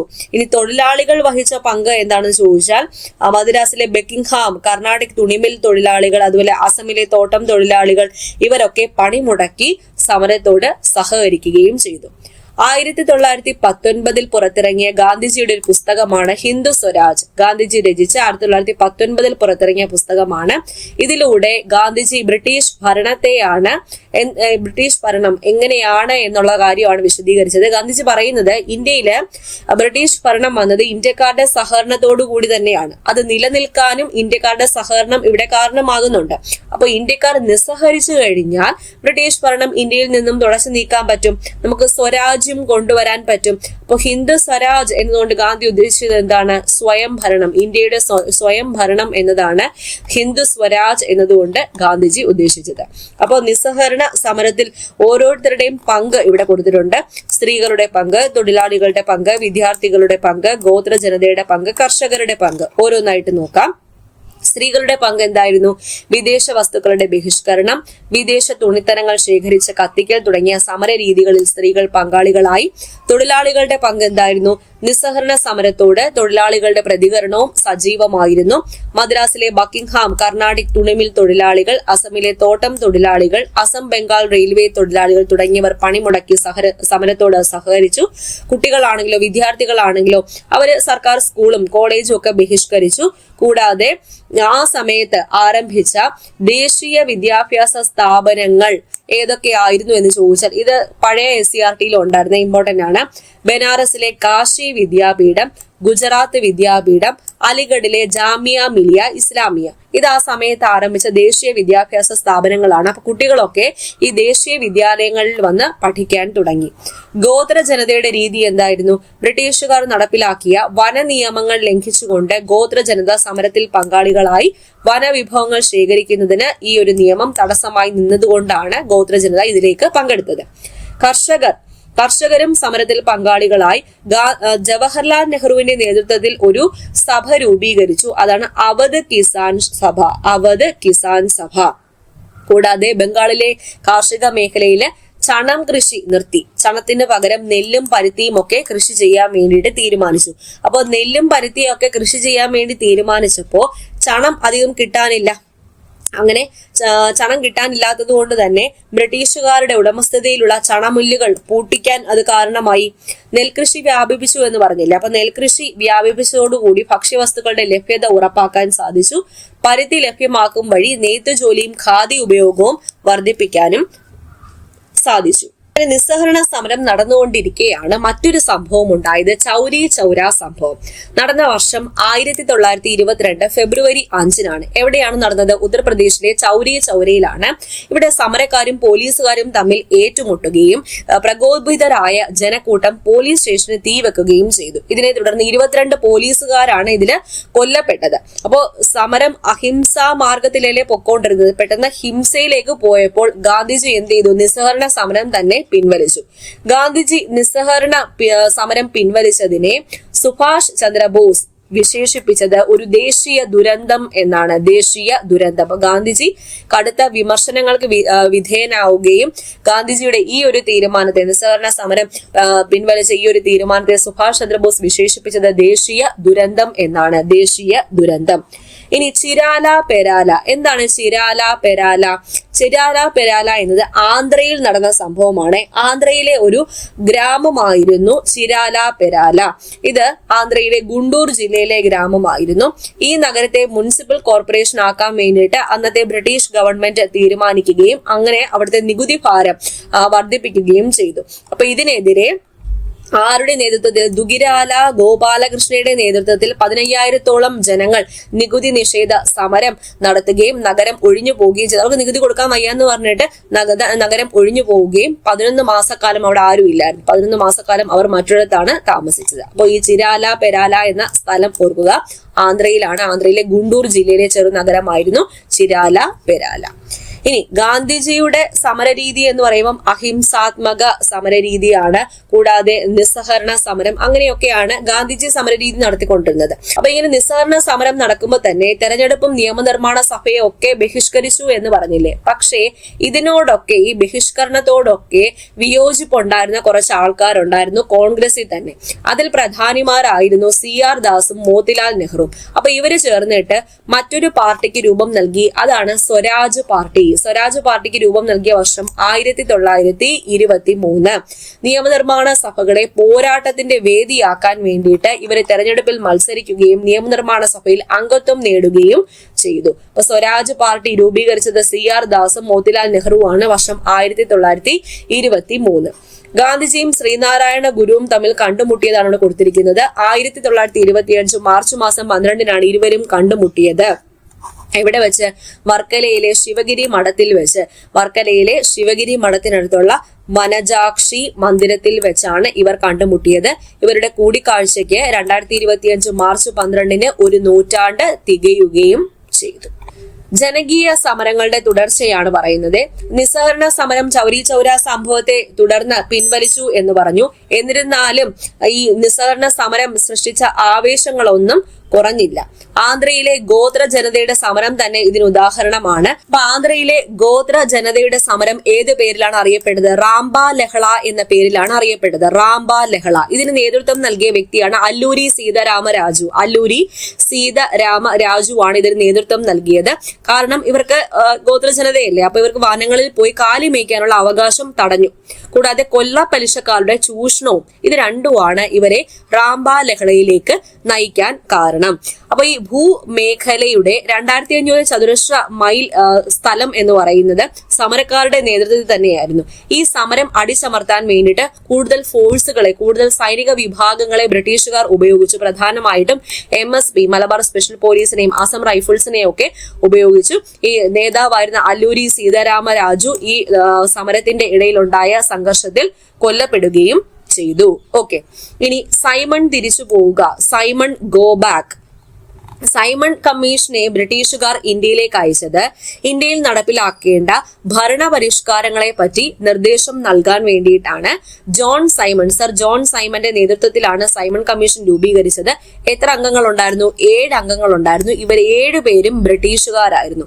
7 പേരും ബ്രിട്ടീഷുകാരാണ്. ഒറ്റ ആള് പോലും ഇന്ത്യക്കാർ ഇല്ലാത്തത് കൊണ്ട് തന്നെ സൈമൺ കമ്മീഷനെ കോൺഗ്രസും അതുപോലെ രാഷ്ട്രീയ പാർട്ടിയും ഒക്കെ ബഹിഷ്കരിക്കാൻ തീരുമാനിച്ചു. സൈമൺ കമ്മീഷൻ ഇന്ത്യയിൽ എത്തിച്ചേർന്നത് 1928 ഫെബ്രുവരി 3-നാണ്. അന്ന് ഇന്ത്യയിൽ ഉടനീളം ഹർത്താലായിരുന്നു. സൈമൺ ഗോ ബാക്ക് അഥവാ സൈമൺ തിരിച്ചു പോവുക എന്ന മുദ്രാവാക്യം വിളിച്ചുകൊണ്ടാണ് സമരക്കാർ ലാഹോറിൽ സമരം നടത്തിയത്. അപ്പൊ ലാഹോറില് ഈ സമരക്കാർക്ക് നേരെ ലാത്തി ചാർജ് ഏൽക്കുകയും അതില് ലാലാ ലജ്പത് റായ് എന്ന പ്രമുഖ നേതാവ് ലാത്തി ചാർജിൽ പരിക്കേറ്റ് കൊല്ലപ്പെടുകയും ചെയ്തു. അപ്പൊ സൈമൺ വിരുദ്ധ സമരത്തിൽ കൊല്ലപ്പെട്ട പ്രമുഖ സ്വാതന്ത്ര്യ സമര സേനാനി ആരാണെന്ന് ചോദിച്ചാൽ ലാലാ ലജ്പത് റായ് ആണ്. ലാലാ ലജ്പത് റായ്. അപ്പൊ ബ്രിട്ടീഷുകാര് പറഞ്ഞുകൊണ്ടിരുന്നത് ഇന്ത്യക്കാർക്ക് ഈ ഭരണഘടനാ പരിഷ്കാരങ്ങളൊന്നും ആവിഷ്കരിക്കാൻ കഴിയില്ല എന്നൊക്കെയാണ് നിരന്തരം പറഞ്ഞുകൊണ്ടിരുന്നത്. അപ്പൊ ഇങ്ങനെ പറഞ്ഞുകൊണ്ടിരുന്നപ്പം എന്നാ പിന്നെ അങ്ങനെ ഒന്ന് ചെയ്ത് കാണിച്ചു കൊടുക്കണമല്ലോ, ഭരണഘടനാ പരിഷ്കാരങ്ങൾ നടത്തി കാണിച്ചു കൊടുക്കണമല്ലോ എന്ന് പറഞ്ഞിട്ട് മോത്തിലാൽ നെഹ്റുവിന്റെ നേതൃത്വത്തിൽ ഒരു നെഹ്റു കമ്മിറ്റി റിപ്പോർട്ട് തയ്യാറാക്കി. ഈ നെഹ്റു കമ്മിറ്റി റിപ്പോർട്ട് പിന്നീട് ഇന്ത്യൻ ഭരണഘടന ഉണ്ടാക്കുന്നതിൽ നല്ല രീതിയിൽ സ്വാധീനം ചെലുത്തിയ റിപ്പോർട്ടാണ് നെഹ്റു കമ്മിറ്റി റിപ്പോർട്ട്. അടുത്തത് ബർദോളിയിലെ കർഷക മുന്നേറ്റമാണ്. 1928 ബർദോളി സത്യാഗ്രഹം നടന്നത്. ആരുടെ നേതൃത്വത്തിൽ? സർദാർ വല്ലഭായ് പട്ടേലിന്റെ നേതൃത്വത്തിൽ. സർദാർ വല്ലഭായ് പട്ടേൽ, അബ്ബാസ് ദിയാബ്ജി, വിത്തൽ ഭായ് പട്ടേൽ എന്നിവരാണ് ഈ സമരത്തില് പ്രധാന പങ്ക് വഹിച്ചത്. എന്തിനു വേണ്ടിയിട്ടാണ് ബർദോളി സത്യാഗ്രഹം നടന്നത് എന്ന് ചോദിച്ചാൽ, ബർദോളി സമരം നടന്നത് എന്ന് ചോദിച്ചാൽ നികുതി വർധനവ് അതിനെതിരെയാണ് ബർദോളി സമരം നടന്നത്. കർഷകർ നികുതി അടയ്ക്കാതെ നികുതി നിഷേധത്തിലേക്ക് പോയപ്പോൾ അവരുടെ കൃഷിയിടങ്ങളും വളർത്തുമൃഗങ്ങളെയും വണ്ടികളെയും മറ്റ് കാർഷിക ഉപകരണങ്ങളെയും ഒക്കെ ബ്രിട്ടീഷ് സർക്കാർ പിടിച്ചെടുക്കുകയും സർദാർ വല്ലഭായ് പട്ടേൽ ആ സമയത്ത് സമരക്കാരോട് പറഞ്ഞത്, നിങ്ങളുടെ വണ്ടികളും ഉപകരണങ്ങളും അഴിച്ച് പല ഭാഗങ്ങളാക്കി പല സ്ഥലങ്ങളിൽ സൂക്ഷിക്കാൻ വേണ്ടിയിട്ട് സർദാർ വല്ലഭായ് പട്ടേൽ പറഞ്ഞു. ഗാന്ധിജി ബർദോളി സന്ദർശിച്ച് കർഷകർക്ക് ഉറച്ച പിന്തുണ നൽകുകയും ചെയ്തു. അവസാനം സർക്കാർ ഈ കർഷകർക്ക് അല്ലെങ്കിൽ സമര അനുകൂലികൾക്ക് വഴങ്ങുകയും നികുതി വർധനവ് പിൻവലിക്കുകയും ചെയ്തു. ആ സമരം ഒരു വിജയം തന്നെയായിരുന്നു. ബർദോളി ഗാന്ധി എന്നറിയപ്പെടുന്നത് ആരാണ്? സർദാർ വല്ലഭായ് പട്ടേൽ ആണ്. സർദാർ വല്ലഭായ് പട്ടേൽ. ഓക്കെ, അടുത്തത് ജവഹർലാൽ നെഹ്റു പറഞ്ഞ വാചകമാണ് കൊടുത്തിരിക്കുന്നത്. ഇത് ബിപിൻ ചന്ദ്രയുടെ ഇന്ത്യൻ സ്ട്രഗിൾസ് ഫോർ ഇൻഡിപെൻഡൻസിൽ നിന്ന് എടുത്തിരിക്കുന്ന ആ പുസ്തകത്തിൽ നിന്ന് എടുത്തിരിക്കുന്ന വരികളാണ്. ഞാനൊരു റിപ്പബ്ലിക്കനും സോഷ്യലിസ്റ്റും ആണ്. എനിക്ക് രാജാക്കന്മാരിലും രാജകുമാരന്മാരിലും വിശ്വാസമില്ല. പുത്തൻ വ്യവസായ രാജാക്കന്മാരെ സൃഷ്ടിക്കുന്ന വ്യവസ്ഥിതിയിലും എനിക്ക് വിശ്വാസം ഇല്ല. വളരെ ഇമ്പോർട്ടന്റ് ആയിട്ടുള്ള കോട്ടാണ്. അപ്പോ ഇത് ആര് പറഞ്ഞതാണ് എന്ന് ചോദിക്കാൻ 99% ചാൻസ് ഉണ്ട്. നിങ്ങൾ നോക്കിയിരിക്കുക. ജവഹർലാൽ നെഹ്റു ആണ് ഇപ്രകാരം പറഞ്ഞത്. ഏത് വേളയിലാണ് ഇദ്ദേഹം ഇപ്രകാരം പറഞ്ഞത്? 1929 ലാഹോർ കോൺഗ്രസ് സെഷന്റെ അധ്യക്ഷൻ ആരായിരുന്നു? ജവഹർലാൽ നെഹ്റു ആയിരുന്നു. അപ്പൊ ആ സമയത്ത് അദ്ദേഹം നടത്തിയ അധ്യക്ഷ പ്രസംഗത്തിൽ പറഞ്ഞിരിക്കുന്ന വാചകങ്ങളാണ് ഇത്. അപ്പൊ ഇന്ത്യൻ സ്വാതന്ത്ര്യ സമര ചരിത്രത്തിൽ ലാഹോർ സമ്മേളനം പല കാരണം കൊണ്ടും പ്രാധാന്യം അർഹിക്കുന്നതായിരുന്നു. എന്താണ് അതിന്റെ കാരണങ്ങൾ? ഒന്ന്, കോൺഗ്രസ് ആദ്യമായി പൂർണ്ണ സ്വാതന്ത്ര്യം ആവശ്യപ്പെട്ട കോൺഗ്രസ് സമ്മേളനം ഏത്? ലാഹോർ കോൺഗ്രസ് സെഷനാണ്. ഇതിനായി ബഹുജന സമരം ആരംഭിക്കാൻ ഗാന്ധിജിയെയാണ് ചുമതലപ്പെടുത്തിയത്. ത്രിവർണ പതാക സ്വീകരിച്ച കോൺഗ്രസ് സെഷൻ ഏതാണെന്ന് ചോദിച്ചാൽ ലാഹോർ കോൺഗ്രസ് സമ്മേളനമാണ്. സ്വാതന്ത്ര്യത്തിന് മുൻപ് സ്വാതന്ത്ര്യ ദിനാഘോഷം നടന്ന കാര്യം നിങ്ങൾക്ക് അറിയാവോ? എന്തുകൊണ്ട് ജനുവരി 26 ഇന്ത്യയുടെ റിപ്പബ്ലിക് ദിനമായി ആചരിക്കുന്നു? അതിന് പിന്നിൽ ഒരു കഥയുണ്ട്, അത് പറയാം. ലാഹോർ സമ്മേളനത്തില് 1930 ജനുവരി 26 ഇന്ത്യ മുഴുവനും സ്വാതന്ത്ര്യ ദിനമായി ആഘോഷിക്കുകയും ഗ്രാമങ്ങളിലും നഗരങ്ങളിലുമൊക്കെ ഒരേ സമയം യോഗങ്ങൾ ചേർന്ന് സ്വാതന്ത്ര്യ പ്രഖ്യാപനം നടത്തുകയും ചെയ്തു. ആ ദിവസം തന്നെ ദേശീയ പതാക ഉയർത്തി, അതുപോലെ ദേശഭക്തി ഗാനങ്ങൾ ആലപിച്ചു, ടർക്കയിൽ നൂൽ നൂറ്റു, മദ്യനിരോധന പ്രവർത്തനങ്ങൾ നടത്തി, ഹിന്ദു മുസ്ലിം ഐക്യ പ്രചരണം ഇവയൊക്കെ ഇതിന്റെ ഭാഗമായിട്ട് നടന്നു. അപ്പോൾ ജനുവരി 26 തുടർന്നുള്ള എല്ലാ വർഷങ്ങളിലും ജനുവരി 26 സ്വാതന്ത്ര്യ ദിനമായി ആഘോഷിച്ചു. ഇന്ത്യക്ക് സ്വാതന്ത്ര്യം കിട്ടിയതിനു ശേഷം ജനുവരി 26 റിപ്പബ്ലിക് ദിനമായി തെരഞ്ഞെടുത്തു. അത് ഈ ഒരു പശ്ചാത്തലത്തിലാണ്. അപ്പൊ സ്വാതന്ത്ര്യത്തിന് മുൻപ് നടന്ന സ്വാതന്ത്ര്യ ദിനാഘോഷം എന്നായിരുന്നു 1930 ജനുവരി മാസം 26 സ്വാതന്ത്ര്യം കിട്ടുന്നത് വരെ ജനുവരി 26 ഇന്ത്യയുടെ സ്വാതന്ത്ര്യ ദിനമായി ആഘോഷിച്ചു. സ്വാതന്ത്ര്യം കിട്ടിയതിനു ശേഷം ജനുവരി 26 റിപ്പബ്ലിക് ദിനമായി തിരഞ്ഞെടുത്തു. ഓക്കെ, അടുത്തത് ദണ്ഡിയിലെ കടലിരമ്പം. സിവിൽ നിയമലംഘന പ്രസ്ഥാനത്തെ കുറിച്ചാണ്. അപ്പോ ബ്രിട്ടീഷുകാരുടെ ഉപ്പുകുത്തകയെ ഗാന്ധിജി നിന്ദ്യമായ കുത്തക എന്ന് വിശേഷിപ്പിച്ചത് എന്തുകൊണ്ട്? ഉപ്പിനെ തന്നെ സമരായുധമായി തിരഞ്ഞെടുത്തത് എന്തുകൊണ്ട്? ഇപ്പൊ ലാഹോർ സമ്മേളന പ്രകാരം പൂർണ്ണ സ്വാതന്ത്ര്യം നേടുക എന്നത് ലക്ഷ്യമാക്കി സ്വീകരിക്കുകയും അതിനു വേണ്ടിയിട്ടുള്ള ബഹുജന സമരം നടത്താൻ ഗാന്ധിജിയെ ചുമതലപ്പെടുത്തുകയും ചെയ്തു എന്ന് പറഞ്ഞു. അപ്പൊ സമരം ആരംഭിക്കുന്നതിന് മുൻപ് ഗാന്ധിജി ഇർവിൻ പ്രഭുവിന് ഒരു കത്ത് എഴുതിയിരുന്നു. ആ കത്തില് ഇന്ത്യക്കാരുടെ പ്രയാസങ്ങളൊക്കെ ഗാന്ധിജി വിവരിച്ചിട്ടുണ്ടായിരുന്നു. അതുപോലെ സർക്കാരിനെതിരെ സിവിൽ നിയമലംഘന പ്രസ്ഥാനം ആരംഭിക്കാൻ പോകുന്ന കാര്യവും ഇർവിൻ പ്രഭുവിനെ കത്തിലൂടെ അറിയിച്ചു. തുടർന്നാണ് ഗാന്ധിജി ഉപ്പു നിയമം ലംഘിച്ചുകൊണ്ട് നിയമലംഘന പ്രസ്ഥാനം തുടങ്ങാൻ വേണ്ടിയിട്ട് തീരുമാനിച്ചത്. അങ്ങനെ ഗാന്ധിജി ഗുജറാത്തിലെ ദണ്ഡി കടപ്പുറത്ത് വെച്ച് ഉപ്പു നിയമം ലംഘിച്ചു.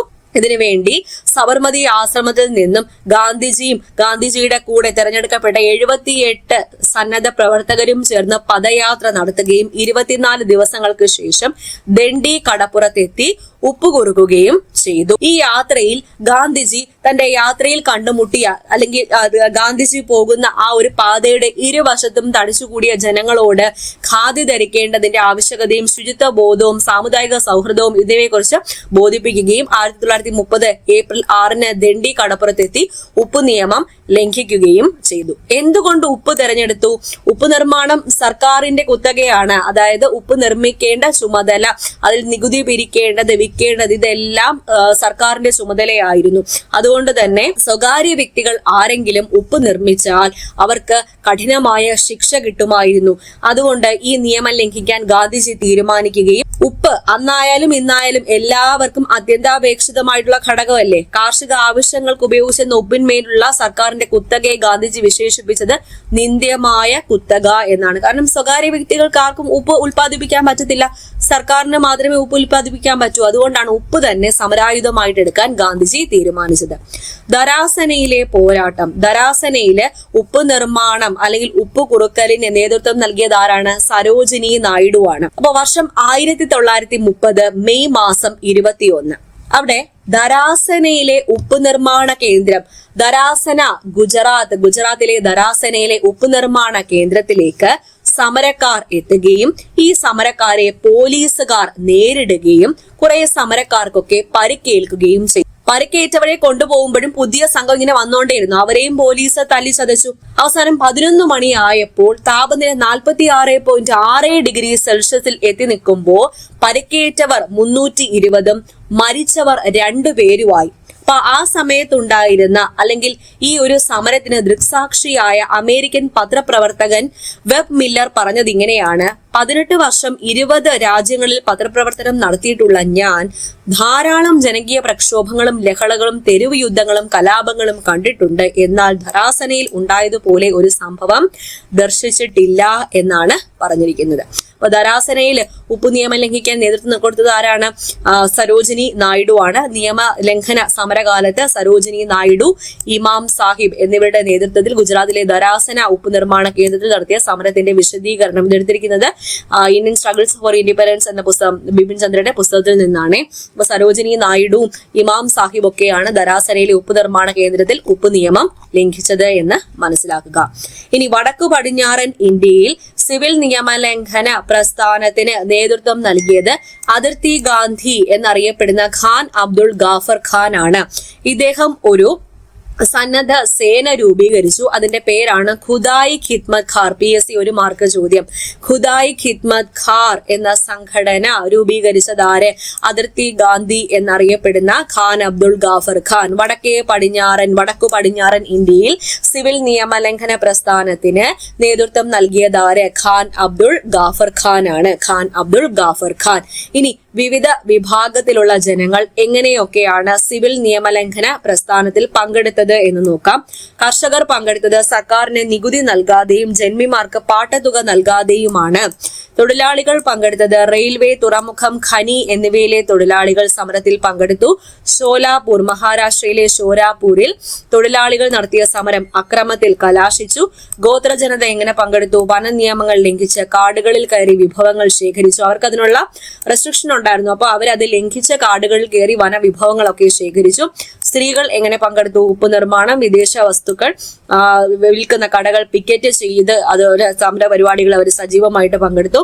കച്ചവടക്കാരും വ്യവസായികളും എങ്ങനെ പങ്കെടുത്തു? ഇറക്കുമതി ചെയ്ത ഉൽപ്പന്നങ്ങൾ വാങ്ങാനും വിൽക്കാനും കച്ചവടക്കാരും വ്യവസായികളും ഒന്നും തയ്യാറായില്ല. റാണി ഗായ്ഡില്യു വടക്ക് കിഴക്കൻ ഇന്ത്യയിലെ ധീരയായ വനിതയായിരുന്നു റാണി ഗായ്ഡില്യു. റാണി ഗായ്ഡില്യു നിയമലംഘന സമയത്ത് ഇവരെ അടിച്ചമർത്തി അറസ്റ്റ് ചെയ്ത് ഇവരുടെ യൗവനകാലം മുഴുവൻ ജയിലിൽ കഴിഞ്ഞ വ്യക്തിയാണ്. റാണി ഗായ്ഡില്യുവിനെ നാഗന്മാരുടെ റാണി എന്ന് വിശേഷിപ്പിച്ചത് ആരാണ്? ജവഹർലാൽ നെഹ്റു ആണ്. അപ്പൊ ജവഹർലാൽ നെഹ്റു റാണി ഗായ്ഡില്യുവിനെ ജയിലിൽ പോയി കണ്ടിട്ട് അവരെ കുറിച്ച് പറഞ്ഞതാണ്, ഇന്ത്യ അവരെ ഓർമ്മിക്കുകയും ആദരിക്കുകയും ചെയ്യുന്ന ഒരു ദിനം വരും. അപ്പൊ റാണി ഗായ്ഡില്യുവിനെ കുറിച്ച് പ്രകാരം പറഞ്ഞത് ആരാണ്? ജവഹർലാൽ നെഹ്റു ആണ്. നാഗന്മാരുടെ റാണി എന്ന് റാണി ഗായ്ഡില്യുവിനെ വിശേഷിപ്പിച്ചത് PSC ഒരു മാർക്ക് ചോദ്യം റാണി ഗായ്ഡില്യു ആണ്. ഇന്ത്യക്ക് സ്വാതന്ത്ര്യം കിട്ടിയ ശേഷം മാത്രമാണ് റാണി ഗായ്ഡില്യു ജയിൽ മോചിതയായത്. അതുവരെ ജയിലിലായിരുന്നു. അടുത്തത് സന്ധി സംഭാഷണങ്ങൾ, വട്ടമേശ സമ്മേളനങ്ങളെ കുറിച്ചാണ്. അപ്പോൾ ഇന്ത്യക്കാർക്ക് കുറച്ചെങ്കിലും അധികാരങ്ങൾ കൊടുക്കണം, എന്നാൽ മാത്രമേ ഇന്ത്യക്കാർ അടങ്ങിയിരിക്കൂ എന്ന് ബ്രിട്ടീഷുകാർക്ക് ബോധ്യപ്പെടുകയും ഇതിനു വേണ്ടിയിട്ട് കുറച്ച് കൂടിയാലോചനകളൊക്കെ നടക്കാൻ വേണ്ടിയിട്ട് ലണ്ടനില് വട്ടമേശ സമ്മേളനം വിളിച്ചു കൂട്ടുകയും ചെയ്തു. 3 വട്ടമേശ സമ്മേളനങ്ങളാണ് വിളിച്ചു കൂട്ടിയത്. ഏതൊക്കെ വർഷം? 30, 31, 32. 1930, 31, 32 എന്നീ വർഷങ്ങളിൽ 30-ൽ നടന്ന ആദ്യത്തെ വട്ടമേശ സമ്മേളനത്തിൽ കോൺഗ്രസ് പങ്കെടുത്തില്ല. പിന്നെ കോൺഗ്രസിനെ പങ്കെടുപ്പിക്കാനും അതുപോലെ സിവിൽ നിയമലംഘന സമരം അവസാനിപ്പിക്കാനും ഒക്കെ ഗവൺമെന്റ് ശ്രമിക്കുകയും ഇതിന്റെ ഭാഗമായിട്ട് ഗാന്ധിജിയും ഇർവിൻ പ്രഭുവും തമ്മിൽ ഒരു ഉടമ്പടി ഒപ്പുവെക്കുകയും ചെയ്തു. അതാണ് ഗാന്ധി ഇർവിൻ പാക്ട് അഥവാ ഗാന്ധി ഇർവിൻ ഉടമ്പടി എന്നറിയപ്പെടുന്നത്. ഇത് ഒപ്പുവെച്ച വർഷം ഇമ്പോർട്ടന്റ്, 1931 മാർച്ച് മാസം 5. ഈ ഒരു ചാപ്റ്ററിൽ നിന്ന് ഒരുപാട് ചോദ്യങ്ങൾ ചോദിക്കും കേട്ടോ. ഒരു തുറുപ്പുചീടായ ചാപ്റ്റർ തന്നെയാണ്. അപ്പൊ ഈ ഒരു ഉടമ്പടി പ്രകാരം നിയമലംഘന സമരം നിർത്തിവെച്ചു. ഗാന്ധിജി 2ാമത്തെ വട്ടമേശ സമ്മേളനത്തിൽ പങ്കെടുക്കുകയും ചെയ്തു. എന്നാൽ 2ാമത്തെ വട്ടമേശ സമ്മേളനം ഒരു പരാജയമായിരുന്നു. 3ാമത്തെ വട്ടമേശ സമ്മേളനത്തിൽ കോൺഗ്രസ് പങ്കെടുത്തില്ല, കോൺഗ്രസ് ബഹിഷ്കരിക്കുകയും ചെയ്തു. അപ്പൊ ഇത്രയും നേരം പറഞ്ഞുകൊണ്ടിരുന്നത് ആയുധമെടുക്കാതെയുള്ള അഹിംസാത്മകമായ പോരാട്ടം. അത് മാത്രമല്ല ഇന്ത്യയിൽ അരങ്ങേറിയത്, ആയുധമെടുത്തുള്ള പോരാട്ടങ്ങളും അരങ്ങേറി. അപ്പൊ കോൺഗ്രസിന്റെയും മഹാത്മാഗാന്ധിയുടെയും സമര രീതികൾക്ക് ഒപ്പം വ്യത്യസ്തമായ സമര രീതികൾ മറ്റു പലര് സ്വീകരിച്ചു. അവരെ പ്രധാനമായിട്ടും യുവാക്കളായിരുന്നേ. യുവാക്കൾ എന്ന് പറയുമ്പോൾ തന്നെ നമ്മൾ പെട്ടെന്ന് ഓർക്കുന്ന ആരെയാണ്? ഭഗത് സിംഗിനെയാണ്. അത് ആ കാര്യം തന്നെയാണ് പറയുന്നത്. ഇന്ത്യയിലെ ഒരു വിപ്ലവ സംഘടന 1924 രൂപീകരിച്ചു. അതാണ് HRA. HRAയുടെ ഫുൾ ഫോം എന്താ? ഹിന്ദുസ്ഥാൻ റിപ്പബ്ലിക്കൻ അസോസിയേഷൻ എന്ന വിപ്ലവ സംഘടന. ഈ വിപ്ലവ സംഘടനയ്ക്ക് പ്രചോദനം നൽകിയത് റഷ്യൻ വിപ്ലവമാണ്. റഷ്യൻ വിപ്ലവത്തിന്റെ വിജയവും നിസ്സഹരണ സമരം പാതി വഴിയിൽ ഗാന്ധിജി പിൻവലിച്ചില്ലേ, അപ്പൊ അതൊക്കെ കൊണ്ട് വിപ്ലവത്തിന്റെ പാതയിൽ സഞ്ചരിച്ചവര് ഒരു സന്നദ്ധ സംഘടന രൂപീകരിച്ചു. അതാണ് ഹിന്ദുസ്ഥാൻ റിപ്പബ്ലിക്കൻ അസോസിയേഷൻ. ഒരു വിപ്ലവ സംഘടനയാണ്. 1924 രൂപീകരിച്ചത്. ഇതിന്റെ വിപ്ലവ പ്രവർത്തനങ്ങൾക്ക് പണം കണ്ടെത്താൻ വേണ്ടിയിട്ട് ഉത്തർപ്രദേശിലെ കാക്കോരിയിൽ വെച്ച് ഒരു ട്രെയിൻ റോബറി വരെ ഇവർ നടത്തി. ട്രെയിൻ റോബറി നടത്തിയിട്ട് പണം കൈക്കലാക്കാൻ ശ്രമിച്ചു. ഈ കാക്കോരി സംഭവം, കാക്കോരി ട്രെയിൻ റോബറിയിൽ കുറച്ച് പേരെയൊക്കെ പിടിച്ച് അറസ്റ്റ് ചെയ്യുകയൊക്കെ ചെയ്തേ. ഇപ്പൊ കാക്കോരി സംഭവത്തെ കുറിച്ച് ഇവിടെ കൊടുത്തിട്ടുണ്ട്. ഇത് നടന്നത് 1925 ഓഗസ്റ്റ് മാസം 9-നാണ്. ആയുധങ്ങൾ വാങ്ങാൻ പണം കണ്ടെത്താൻ വേണ്ടിയിട്ട് 1925 ഓഗസ്റ്റ് 9-ന് വിപ്ലവകാരികൾ ഉത്തർപ്രദേശിലെ ലക്നൌവിനടുത്തുള്ള കാക്കോരിയിൽ വെച്ച് 8 ഡൗൺ തീവണ്ടി തടഞ്ഞ് റെയിൽവേയുടെ പണം കൈക്കലാക്കി. നിരവധി പേർ ഈ ഒരു കേസിൽ അറസ്റ്റിലായി. അതിൽ പ്രധാനപ്പെട്ടവർ രാംപ്രസാദ് ബിസ്മിൽ, അഷ്ഫാഖ് ഉള്ള ഖാൻ, രാജേന്ദ്ര ലാഹ്രി, റോഷൻ സിംഗ്. ഇവർക്ക് വധശിക്ഷയാണ് നൽകിയത്. 4 പേരെ പിടിച്ച് ആൻഡമാനിലോട്ട് നാടുകടത്തുകയും 17 പേർക്ക് തടവ് ശിക്ഷയും കൊടുക്കുകയും ചെയ്തു. അപ്പൊ ഇങ്ങനെ ചോദിക്കും, കാക്കോരി ട്രെയിൻ റോബറി നടന്ന വർഷം 1925 ഓഗസ്റ്റ് മാസം 9. കാക്കോരി സംഭവവുമായി ബന്ധപ്പെട്ട വ്യക്തികൾ ആരൊക്കെ? രാംപ്രസാദ് ബിസ്മിൽ, അഷ്ഫാഖ് ഉള്ള ഖാൻ, രാജേന്ദ്ര ലാഹ്രി, റോഷൻ സിംഗ് എന്നിവരാണ്. ഇതൊന്ന് ഓർത്തിരിക്കുക. അപ്പോ കാക്കോരി സംഭവത്തെ തുടർന്ന് യുവജനത ഒന്നടങ്ങിയെങ്കിലും വീണ്ടും ഇവരുടെ പ്രവർത്തനങ്ങൾ, വിപ്ലവ പ്രവർത്തനങ്ങൾ മുന്നോട്ട് വന്നത് ഭഗത് സിംഗിന്റെ നേതൃത്വത്തിലാണ്. ഭഗത് സിംഗും കൂട്ടരും ചേർന്ന് 1928 മറ്റൊരു അസോസിയേഷൻ രൂപീകരിച്ചു. അതാണ് HSRA. നേരത്തെ രൂപീകരിച്ചത് HRA, ഇപ്പൊ രൂപീകരിച്ചത് HSRA, Hindustan socialist Republican association. ഇവിടെ സോഷ്യലിസ്റ്റും കൂടി ആഡ് ചെയ്തു. ഹിന്ദുസ്ഥാൻ റിപ്പബ്ലിക്കൻ അസോസിയേഷന് പകരം ഹിന്ദുസ്ഥാൻ സോഷ്യലിസ്റ്റ് റിപ്പബ്ലിക്കൻ അസോസിയേഷൻ. അപ്പൊ ഇവരുടെ പ്രവർത്തനങ്ങൾ, ഭഗത് സിംഗിന്റെ നേതൃത്വത്തിലുള്ള വിപ്ലവകാരികളുടെ 2 പ്രവർത്തികൾ ഇതൊക്കെയായിരുന്നു. നേരത്തെ ലാലാ ലജ്പത് റായ് മരണപ്പെട്ടു എന്ന് പറഞ്ഞില്ലേ? സൈമൺ വിരുദ്ധ സമരത്തിന്റെ ഇടയിൽ ലാത്തി ചാർജിൽ മരണപ്പെട്ട വ്യക്തിയാണ് ലാലാ ലജ്പത് റായ്. അപ്പൊ ലാലാ ലജ്പത് റായിയുടെ മരണത്തിലേക്ക് നയിച്ച ലാത്തി ചാർജിൽ പങ്കാളിയായ സാൻഡേഴ്സൺ എന്ന പോലീസ് ഉദ്യോഗസ്ഥനെ വെടിവെച്ചു കൊന്നു. അത് ഭഗത് സിംഗിന്റെ നേതൃത്വത്തിലുള്ള ഒരു അസോസിയേഷനിലെ ആൾക്കാരാണ്. കേന്ദ്ര നിയമനിർമ്മാണ സഭ ലെജിസ്ലേറ്റീവ് അസംബ്ലിയിലേക്ക് ബോംബ് എറിഞ്ഞു. അപ്പൊ ഇതിനെ തുടർന്ന് ഭഗത് സിംഗിനെയും കൂട്ടാളികളായ രാജ്ഗുരുവിനെയും സുഖ്ദേവിനെയും ഒക്കെ പിടിച്ച് തൂക്കിലേറ്റി. വിചാരണയ്ക്ക് ശേഷം 1931 മാർച്ച് മാസം 23 തൂക്കിലേറ്റിയത്. എന്നിട്ടും വിപ്ലവ പ്രവർത്തനങ്ങൾ നിന്നില്ല. ബംഗാളിലും ഒക്കെ സജീവമായിട്ട് വിപ്ലവ പ്രവർത്തനങ്ങൾ നടക്കുന്നുണ്ടായിരുന്നു.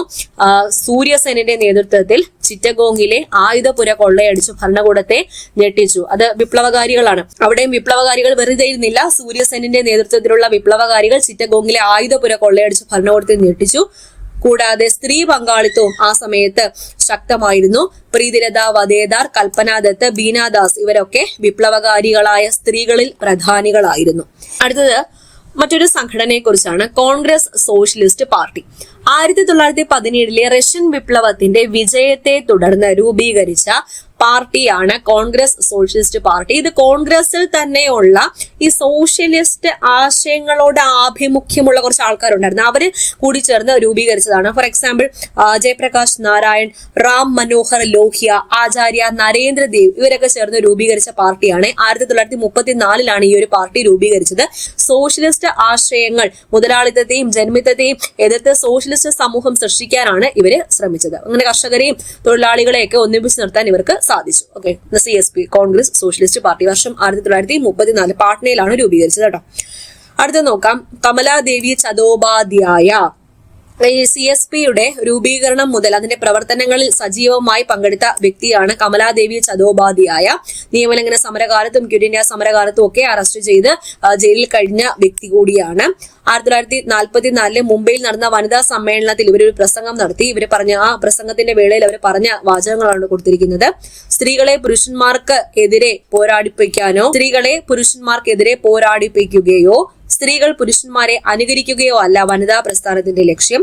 സ്വന്തം കഴിവുകളെക്കുറിച്ചും ചുമതലകളെക്കുറിച്ചും വനിതകളിൽ അവബോധം സൃഷ്ടിക്കുക, മറ്റ് ലിംഗവിഭാഗത്തിൽപ്പെട്ടവരോട് ആദരവ് ഉണ്ടാക്കിയെടുക്കുക, ഇവയൊക്കെയാണ് ഏതിന്റെ ലക്ഷ്യം? വനിതാ സമ്മേളനത്തിന്റെ ലക്ഷ്യം എന്നാണ് കമലാദേവി ചതോപാധ്യായ പറഞ്ഞത്. അടുത്തത് കർഷക മുന്നേറ്റത്തെ കുറിച്ചാണ്. ഇപ്പൊ ഗാന്ധിജി ഉൾപ്പെടെയുള്ള നേതാക്കൾ കർഷകരുടെ പങ്കാളിത്തം സ്വാതന്ത്ര്യ സമരത്തിൽ എത്രത്തോളം വേണം എന്ന് മനസ്സിലാക്കിയത് കൊണ്ട് അവരെ സപ്പോർട്ട് ചെയ്യാൻ തുടങ്ങി. അപ്പോ കർഷകർ ആ സമയത്ത് നേരിട്ട പ്രധാന പ്രശ്നം അമിതമായ നികുതി, ജന്മിമാരുടെ ചൂഷണം, കുടിയൊഴിപ്പിക്കൽ എന്നിവയായിരുന്നു. അപ്പൊ കർഷകരെ സപ്പോർട്ട് ചെയ്യാൻ വേണ്ടി 1920 കിസാൻ സഭ രൂപീകരിച്ചു. 1936 അഖിലേന്ത്യാ കിസാൻ സഭ രൂപീകരിച്ചു. ആ സമയത്ത് ഉത്തർപ്രദേശിലെ അവധ് മേഖലയിൽ ഒരു കർഷക മുന്നേറ്റം ഉണ്ടായി. അത് ഐക്യ പ്രസ്ഥാനം എന്ന പേരിലാണ് അറിയപ്പെടുന്നത്. 1940കളിലും കർഷക സമരങ്ങൾ നടന്നിട്ടുണ്ടായിരുന്നു. അങ്ങനെ കർഷക മുന്നേറ്റങ്ങളും ഇന്ത്യൻ സ്വാതന്ത്ര്യ സമരത്തിൽ നല്ല രീതിയിൽ തന്നെ പങ്കുവഹിച്ചിട്ടുണ്ട്. തേഭാഗ സമരം നടന്നത് എവിടെയാണ്? ബംഗാളിൽ. PSC ഒരു മാർക്ക് ചോദ്യം. തേഭാഗ സമരം നടന്നത് ബംഗാളിലാണ്. ആന്ധ്രയിലെ തെലങ്കാന സമരം ഇവയൊക്കെ എന്താണ്? കർഷക സമരങ്ങൾക്ക് ഉദാഹരണമാണ്. അപ്പൊ തേഭാഗയെ പറ്റി ഇവിടെ കൊടുത്തിട്ടുണ്ട്. തേഭാഗ ചായ് 1946-47 കാലഘട്ടത്തിൽ ബംഗാളിൽ അഖിലേന്ത്യാ കിസാൻ സഭയുടെ നേതൃത്വത്തിൽ നടത്തിയ സമരമായിരുന്നു. എന്തിനു വേണ്ടിയിട്ടാണ്? ഭൂപ്രഭുക്കന്മാരായ ജോത്തോദാന്മാർക്ക് എതിരെ നടന്ന സമരമായിരുന്നു.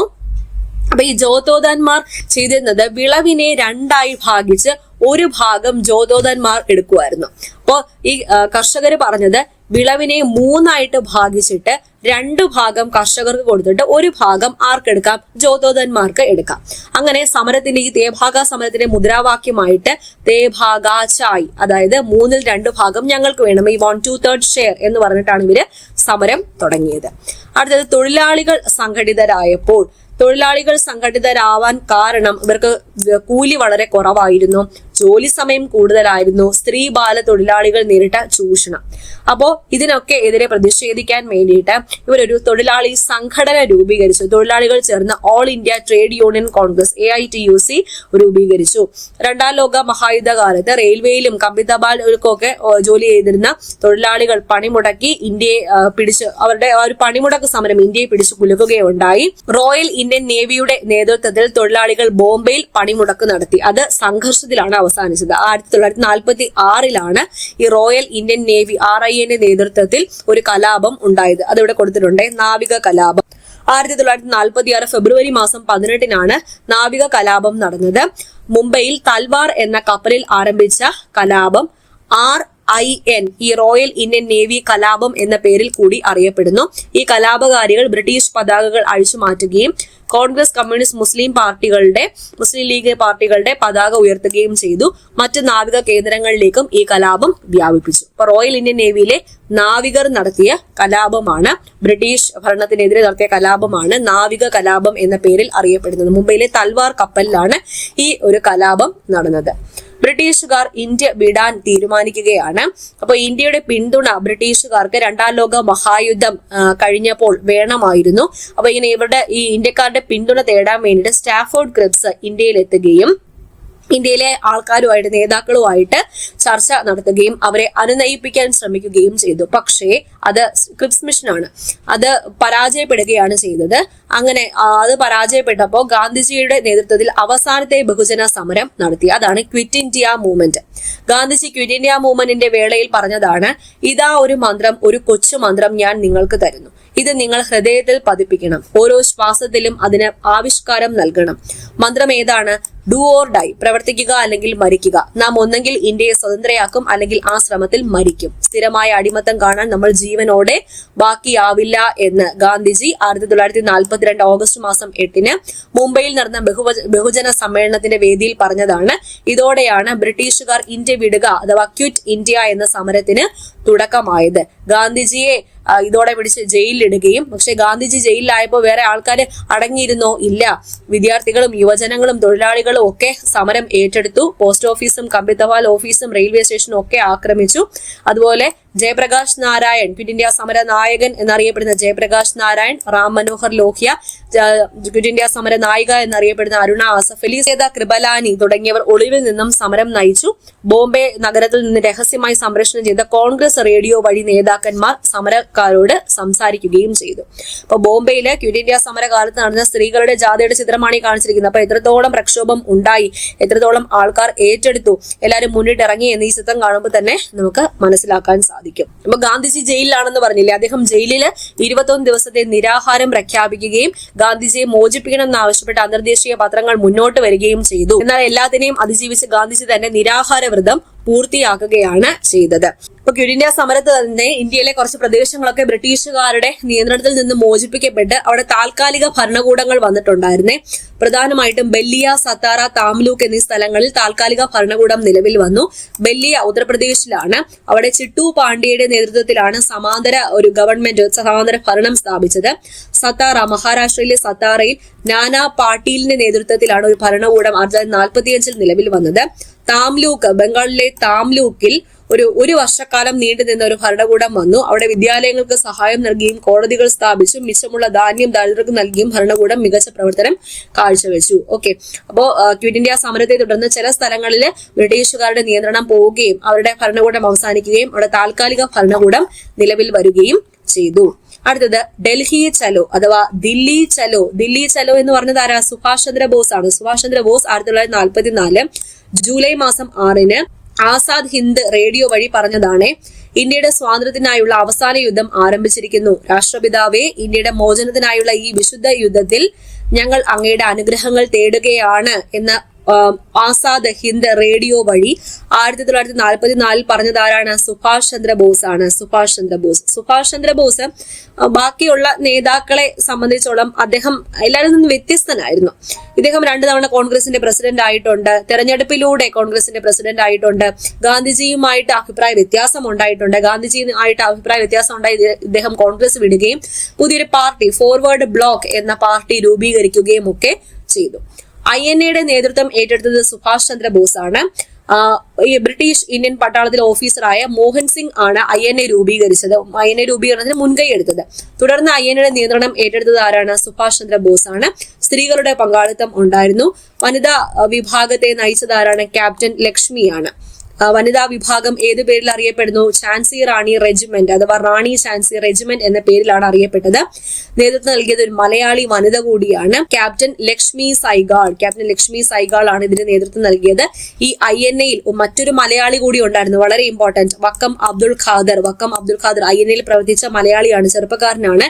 ഇദ്ദേഹത്തെ ബ്രിട്ടീഷുകാർ പിടികൂടി തൂക്കിലേറ്റുകയും ചെയ്യും. 2ാം ലോക മഹായുദ്ധം അവസാനിച്ചപ്പോ ബ്രിട്ടീഷുകാർ INAയിലെ ഭടന്മാരെയൊക്കെ പിടിച്ച് ഡൽഹിയിലെ ചെങ്കോട്ടയിൽ കൊണ്ടുവന്ന് വിചാരണ ചെയ്തു. പ്രധാനമായിട്ടും colonel Prem Sehgal, colonel GS Dhillon, Shanavas Khan ഇവരെയൊക്കെ വിചാരണ ചെയ്യുന്നതിനെതിരെ വലിയ പ്രക്ഷോഭങ്ങൾ, INAയിലെ ഭടന്മാരാണ്, ഇവരെയൊക്കെ വിചാരണ ചെയ്യുന്നതിനെതിരെ വലിയ പ്രക്ഷോഭങ്ങളാണ് രാജ്യത്ത് നടന്നത്.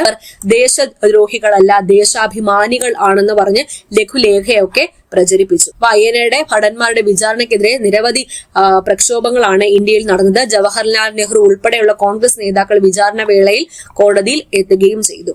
ഇനി സ്വാതന്ത്ര്യത്തിലേക്ക്. രണ്ടാം ലോക മഹായുദ്ധ ശേഷം ഇന്ത്യയുടെ സ്വാതന്ത്ര്യം വളരെ വേഗത്തിലാണ് നടന്നത്. അപ്പൊ ഇന്ത്യക്ക് സ്വാതന്ത്ര്യം നൽകാൻ വേണ്ടിയിട്ട് അന്നത്തെ വൈസ്രോയി ആയിരുന്ന വേവൽ പ്രഭു ഇന്ത്യയിലെ നേതാക്കളുമായിട്ട് കുറെ ചർച്ചകൾ നടത്തി, കുറെ നിർദ്ദേശങ്ങൾ ഒക്കെ മുന്നോട്ട് വെച്ചു.